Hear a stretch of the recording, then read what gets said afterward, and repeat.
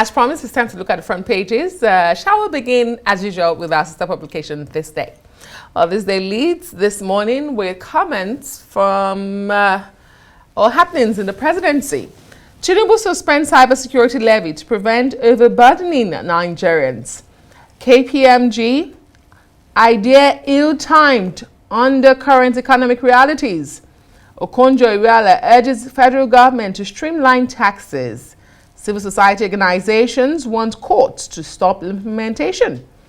You do have a photograph of the visiting royals of Sussex with the Lagos state government and his wife as they wrapped up their visit to Nigeria.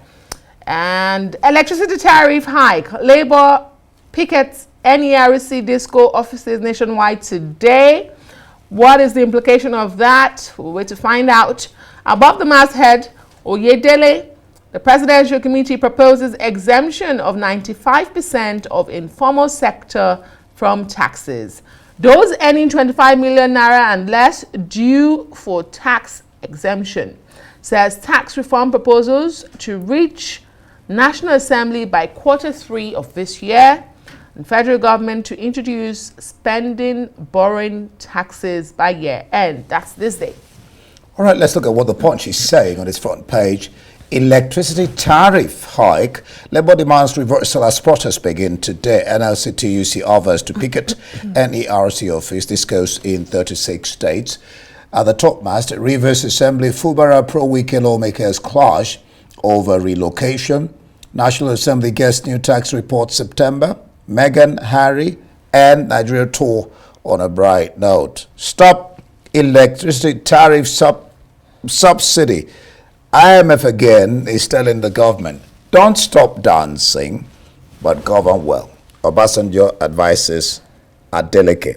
And NDLEA holds suspects with 3 trucks of codeine pills. Daily Trust says tenants are groaning in Abuja as landlords increase rents. I can tell you it's not just Abuja. Rents are being increased everywhere, including Lagos. Property owners blame high cost of building materials. Developers seek signing of real estate bill. 14 abducted Kogi Varsity students rescued, according to police. This and more make it to the front page of Daily Trust. Should I go ahead and take Sports Extra? Go ahead. I hope he has the Arsenal story on the front page. Well, I look and see. Desas versus Boniface, who ends seasons as Nigerian with most goal contributions in Europe. Porch right man for Chelsea United need £10 million to sack Ten Hag. Ramsdale tops Arsenal exit list. Eno backs Mossad to break Olympics jinx. She was on fire over the weekend. Man United 0, Arsenal 1. Gunners edge Devils, keep title hope alive. And NFF to unveil Finidi today. If you look at the Guardian Nigeria this morning and the Vanguard front page as well, they have similar stories. The energy price is soaring by 70%, costing manufacturers a whopping 290 billion naira in Q1, makes it to the Guardian. But in Vanguard, it says manufacturing export limps as revenue drops 166% to 778 billion naira. All right, leadership this morning. Despite 10.01 billion budget, Presidency, Army, 33 MDA still owe electricity bills. Security agents rescued 31 students, passengers in Kogi and Kaduna. Tinubu won't take sides in Rivers crisis. That's coming from the Presidency. FG raising tax exemption threshold above 25 million turnover. Oyedele. Let's go to South Africa. The Business Day South Africa this morning has 2 major stories on its front page. Mining boss calls for drive on growth. As you know, South Africa is heading to an election May 29. There's been talks about alignment and realignment, and the mining boss is saying there need to be talks on how to move the mining industry forward post-election. There's another story that says D-Day for Shell's legal showdown over Wild Coast drilling. All right. The Citizen, still on South Africa, celebrating the healing touch. And then ANC just using Becky. Daily Express, UK. Daily Express leads with Rishi Sunak's warning that the next few years will be among the most dangerous and life-changing the UK has ever witnessed. Rise in 40-year mortgages as millions face repayments into retirement. Sunak warns UK faces 5 dangerous years. Oh, let's quickly bring in Benga Ashiru, our senior correspondent for analysis of the stories this Monday morning. Great to see you, Benga. Good morning. Good morning. Trust you had a dreadful weekend. Morning. Lovely weekend. Indeed. The most pleasant one. It was pleasant. I mean, Arsenal won that game. It was pleasant. In fact, the paper I just read now, the eye says, Arsenal stay on track for title race. Never say never. It might just be the year. This is the year. But we're hoping that Tottenham will do us some good tomorrow. With 2 outstanding matches for Man City and only one for Arsenal. Don't jinx it. Let's wait and see. Don't jinx it. We'll wait and see. But let's look at some of the top stories on the front pages this morning. The Cybersecurity Levy this day.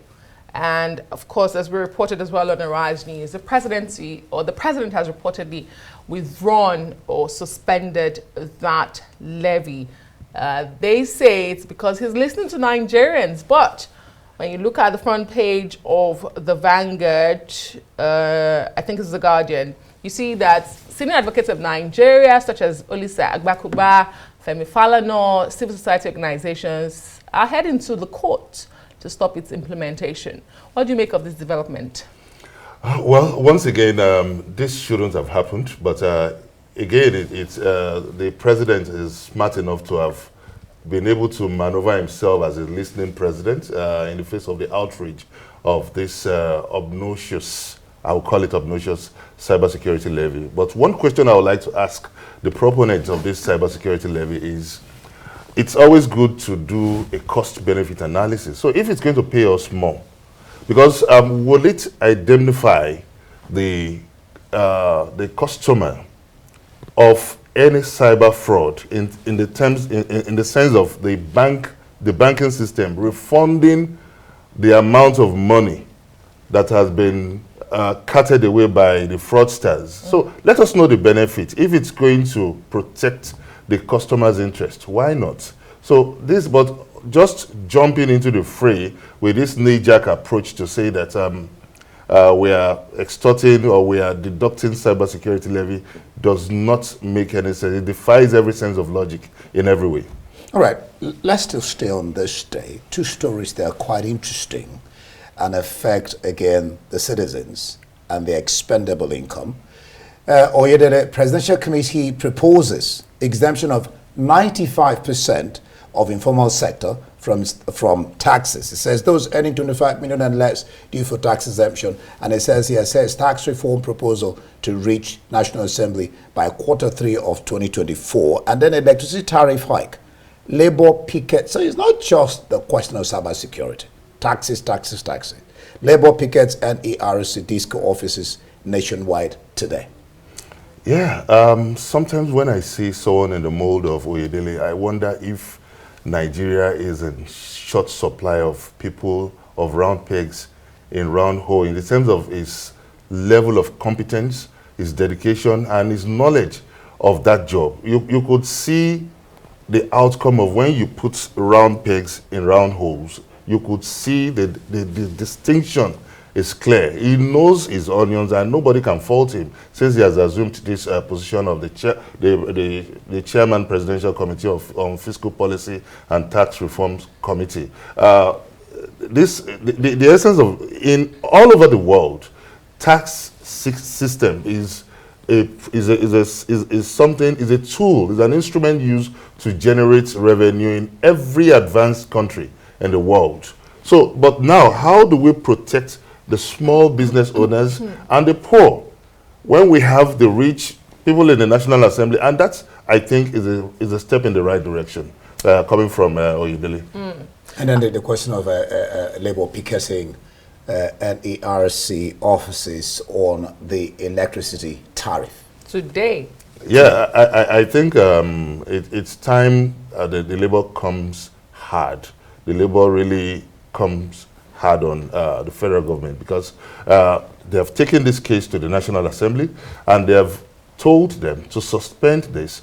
The Labour Union, even the IMF is saying that remove electricity subsidy. So how do you justify this burden again? Because it looks like the tax burden, cybersecurity burden, now we are having electricity burden on Nigerians. This would definitely cripple the sector. Without their earning capabilities being increased, I think somebody spoke about that. It's not fair and it's not justiciable in any way. Well, I think leadership is looking at the whole picture, because they are leading with those who are still owing electricity bills. So you get a service or you don't get it, somehow you still get to pay. The leadership this morning. I think that's the essence of the prepaid meter. Yes. So they should make it available and stop hoarding it. Yes, but I also wanted to add that a recurring story you find on most of the front pages this morning is the River State crisis. And there's a report from the presidency saying President Bola Tinubu won't take sides in the Rivers crisis. Is it too late in the day, considering that in October last year, I mean, he brought the warring factions, if you like, together to the presidential villa to intervene. But Benga, what do you make of that? You find that story on the front page of the Leadership. You also find it on the front page of the Vanguard. It goes on and on. Yeah, considering the level of the political sophistry and abracadabra that we've seen over the years, it's a huge compromise situation for you to say that the president that belongs to another party that has appointed someone who holds a strategic position as the FCT minister would be neutral in this case. Though we know that the president is it presides over the Federal Republic of Nigeria. But if I were in the president's shoe, what I would do is to set up a committee of Nigerians with proven integrity to submit a report, do a quick, because it's a race against time, whichever way you look at it, do a quick report on the situation in Rivers State. Then you can now act on it based on that report. But the basic thing now is I think the governor of Rivers State is in a race for his political survival. And we all know that he's holding on to the Rivers State Assembly complex as a bait, as the last grip to power. And I don't want to believe that a complex that was commissioned, in which Femi Gbajabiamila was there last year, in 2022, to commission that Rivers State, would be in that dire state of disrepair that will be calling for demolition. And so the issue of relocation, I think the governor should back down. And also in the interest of peace, I think that the Wike faction too should see how they can bring in a political solution and not break all the bridges, because we know that we cannot really fault the political solution the president introduced some months ago to achieve peace in this country. I think that all the stakeholders should come together on a round table and find an amicable and political settlement that will be sustainable in Rivers State. Well, in some quarters, the talk was that solution was one-sided in favoring the minister. But then Daily Trust, Tinubu won't allow anyone frustrate Rivers government. This is coming from the presidency. Tenants groan as Abuja landlords increase rent. I'm aware of this. The increase you're talking about is astronomical. It's mind-boggling. What happened to sensitivity? Why are we having all of this at the same time? I am also a victim. I'm a victim. I'm a victim, and it's. I think the federal government should step in to protect the interest of the tenants and also the landlords, because we know that we have some very mischievous tenants too. So I think we should have a clear regulation that would give us a provision of accommodation that will be fair to all involved. Well, indeed. Thank you so much, Benga. The landlords are complaining that building prices are increasing, but I'm wondering if you already have your structure that was built how many years ago? I'm just and then the increase is I'm still trying to find the word. That's the pain. It's I'm still trying to astronomical. find it. Whatever it's way you not, look at it, it's it's not astronomical. justifiable. Yes. It's absolutely not justifiable. It's horrible. So we are appealing to the landlords, even without governments stepping in. Maybe you But can the landlords reach- also shop in the markets where you have inflation. They also have to pay their bills. Actually. So I think it's a vicious cycle, and something needs to be done. Yeah, in but the fixing point the is- economy and socioeconomic problems generally. Yeah, I think that's agree. the issue here. But the It's- point it's is, the point is the rate of increase. It should be, I don't know what I should use the word sensible. Okay. All right. Thank you so much, Benga Ashiru. Thank you very much indeed. And that's the press review for this Monday morning. Follow us on X at Arise TV.